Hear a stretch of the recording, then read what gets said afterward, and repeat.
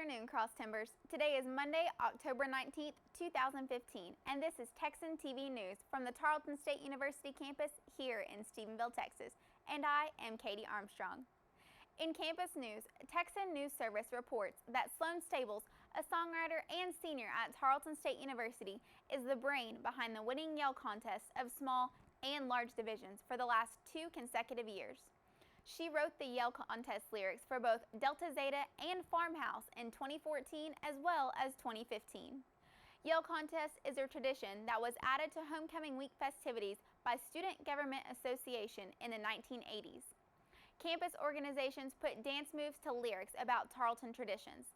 The performance is then judged by a panel, and the top 3 teams for small division and large division are chosen. After the contest, the university president begins beating the drum, followed then by the plowboys and then the winning teams. Stables has been writing her own lyrics since she taught herself to play guitar in the 7th grade. Stables said, "I guess you could say that's why I had such a draw to this and why it comes pretty naturally to me." Yell contest also happens to be her favorite tradition of Homecoming Week, and she said that's another reason why she doesn't mind working her fingers to the bone for it. After going through the disappointment of being disqualified for a hand going out of bounds her freshman year of college, she knew that they could come back and get credit for what they had worked so hard for, and she wanted to make that happen.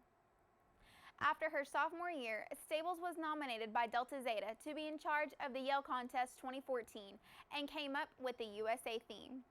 This year, she was chosen to help Emily Vandenberg and Taylor Culver with Yell. Stables said that a few members of the Farmhouse then asked her to write their Yell Contest lyrics last year. She was not going to at first because she did not think she would be able to juggle 2 Yell contests as well as her nursing classes.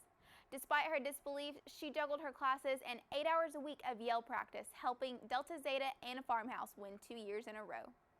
Because of the 2014 Yell Contest success, Farmhouse asked Stables to write their lyrics this year and help with the theme, and she thinks she will be helping them again next year. "Honestly, we couldn't have gotten where we are without Sloan. She's a lyrical genius," said Gilmore, a sophomore student and the song leader for Farmhouse. "The guys were also great and respectful," said Stables. "I really enjoyed teaching them. Delta Zeta was fun too, but so much more challenging with 90 or more girls. The moment they announced the winners, the long, late hours were so worth that feeling. It's so rewarding to be recognized for so much hard work," said Stables. After a fun-filled week of homecoming activities, the Stephenville Empire-Tribune reports that Eastern New Mexico traveled to Tarleton Memorial Stadium Saturday night with the plan to run the triple option until the Texans stop it. That did happen, just not enough times as Tarleton needed. The Greyhounds got off to a quick start in the showdown between the 2 Lone Star Conference sides as they jumped out to a 14-0 lead in the first quarter, courtesy of a 24-yard run by quarterback Jeremy Burma and a 35-yard reception by Cameron McKell. Tarleton did well to respond after going on a 9-play, 90-yard touchdown drive, which was capped off by a 21-yard run by running back Jabari Anderson with 4 minutes and 13 seconds left in the first quarter. The 2 teams would trade jabs on the scoreboard throughout the game, but the moment of the night came late in the 3rd quarter when Tarleton was forced to punt in their own territory after a 3-and-out. During the punt, the Eastern New Mexico return man muffed the catch and the Texans recovered. However, after a deliberation by the referees, they determined that an inadvertent whistle was blown during the return, which by rule forced the 2 teams to replay the down. The Greyhounds received a good field position due to a shanked punt on the replayed down and would later score to take a 42-28 lead and did not look back. The loss Saturday saw the Texans' record drop to 1-5 on this season and 1-4 in LSC play. The Texans will look to rebound next week when they host Oklahoma Panhandle State. In regional news, the Flash reports that a study concerning a multi-purpose center has created quite a stir here in Stephenville, with the topic hot enough that the City Council opened an executive session to the public recently to discuss the property located just off of U.S. Highway 67. The potential land purchase has spawned great debate over need, cost, ability to pay, annexation, and whether or not incorporating a rodeo arena would create competition for other businesses. A study has been launched into seeing if the property meets the city's needs now as well as into the future. The local Professional Rodeo Cowboy Association has given $2,500 to help the study's $15,000 cost. It's the third time in recent history that a multi-purpose center has been discussed, and the project is now part of Stephenville's comprehensive growth plan. This time, there has been a good deal of buzz on social media, as well as a newspaper's website about polls for or against the project. The buzz on social media is that we're buying a piece of property, and that's not the case, said Stephenville Pro Tem Mayor Russ McDaniel. The city was asked about its potential interest, and no deal has been made as of yet. McDaniel feels that some of those stirring up negative opinions against the project are doing so without any facts, as he points out that no one has any at all just yet. We are doing a study after receiving a letter about the property, McDaniel said. It's an interesting offer, and it's adjacent to the land that the city already owns, but the council doesn't have all of the facts needed to make an informed decision. McDaniel's political history has shown him centering his priorities on Stephenville's comprehensive growth plan.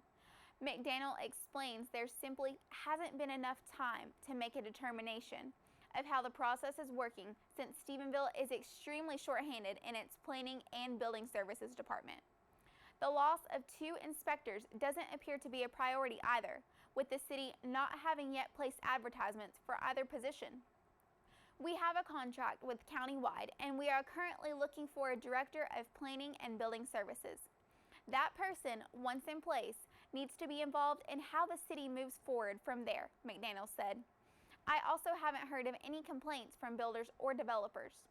One of the most visible studies being conducted by Stephenville concerns a citywide pavement plan for street repairs and roadways like Harbin Drive, which received some patchwork, but not a total makeover. The street has been the subject of several citizen comments during the council meetings. Next year, Tarleton State University is doing a $24.4 million renovation and upgrade to Memorial Stadium, and that's going to put lots of traffic and heavy equipment up and down Harbin Road, McDaniel said. Doing road work and paving now probably isn't our best step forward. People do need to know that we are looking at needs we have now while also considering the immediate future needs and beyond. McDaniel feels a town hall meeting may be in order should the council find the idea of a multi-purpose center fits into Stephenville's plans. You can poll and conduct surveys all you want, but before the facts come in, and it is irresponsible to make a decision one way or the other, McDaniel said. We want to be transparent and having all the facts to help us do that. In state news, Agriculture Commissioner Sid Miller announced on the web the availability of grants to help provide financial assistance to young people in the agriculture field. Miller said that with only 6% of our farmers and ranchers under the age of 35, it is more important now than ever that we support this critical group in our industry. The future of Texas agriculture lies in the hands of our next generation, and I'm pleased to announce that this grant opportunity cannot wait to see the impact of these bright young folks have on Texas agriculture. The Young Farmer Grant Program allows agriculture producers between the ages of 18 and 45 to apply for aid and financial assistance. The funds they receive are used to help create, sustain, or expand agriculture businesses here in Texas.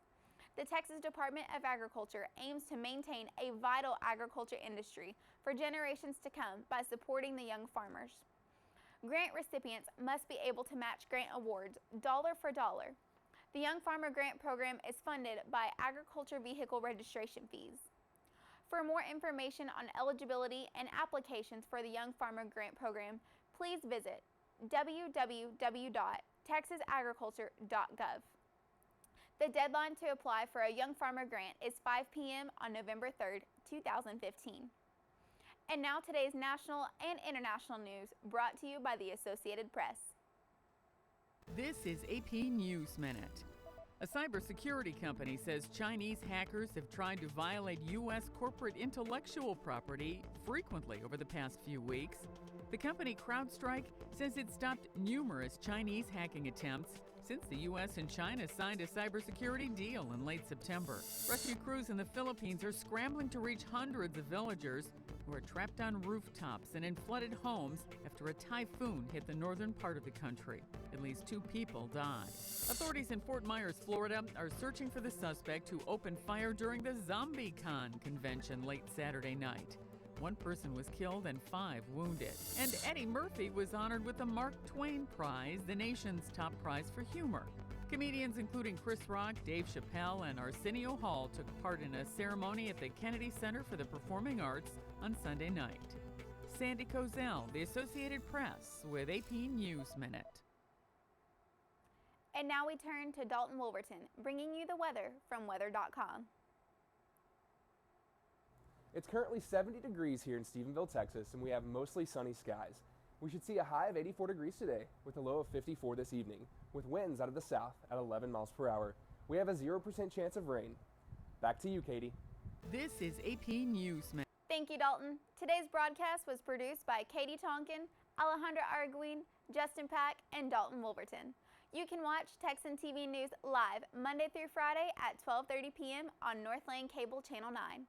Don't forget to tell your friends about us and become a fan of Texan TV News on Facebook. I am Katie Armstrong. Tune in on Monday for the latest news from the Tarleton State University campus here in Stephenville, Texas.